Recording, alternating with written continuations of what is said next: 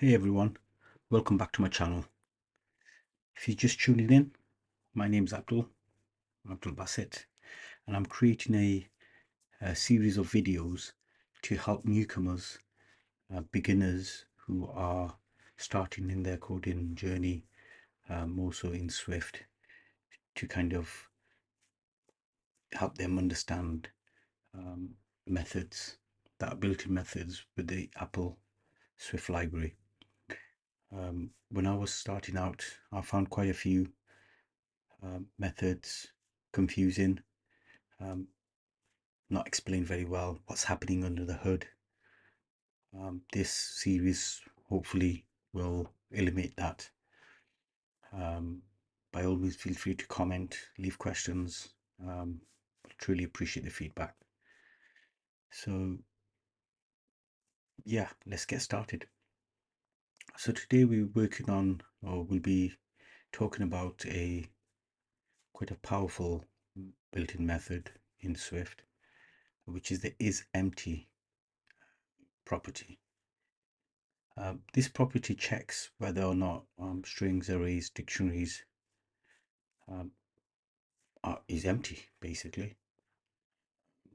Certain times in code where you would need to use that to check, for example, if a form's empty or if some data's not filled in, and you would want to check if it's empty or not. So how does this isEmpty property work? So as you can see on the right hand side, in the Apple documentation, the syntax var isEmpty bool get.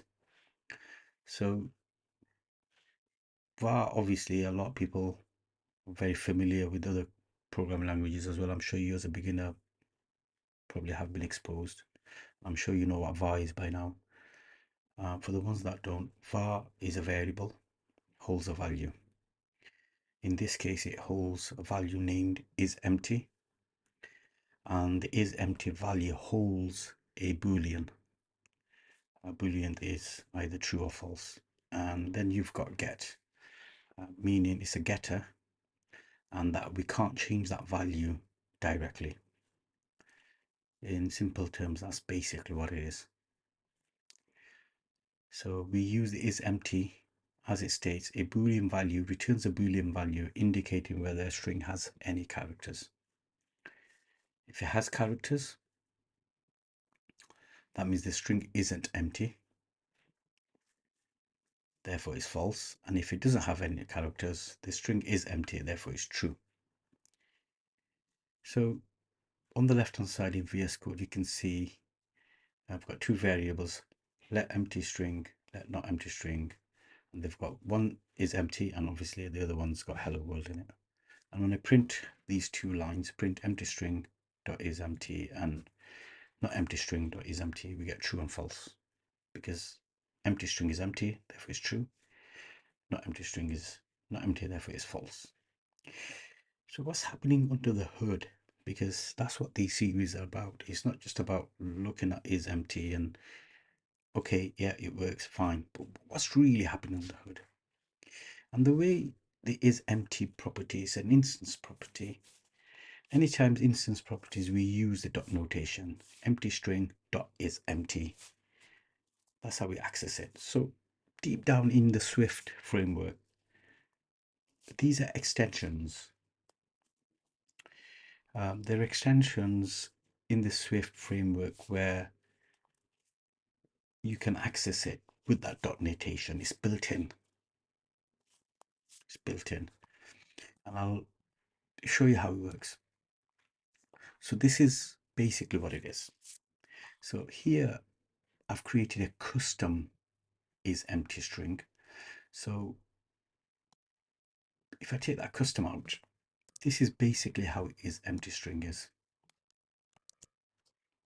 That's basically what it is. So when we type in empty string dot isEmpty, it's actually going into that extension. Inside the extension, Again, it's a string extension.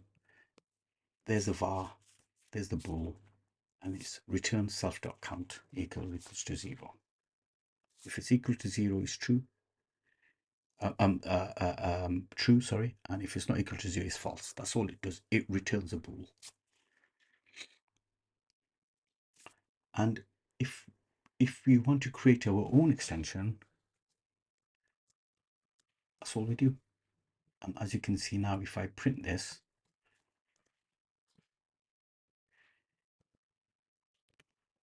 okay, something's wrong here. Let me have a look.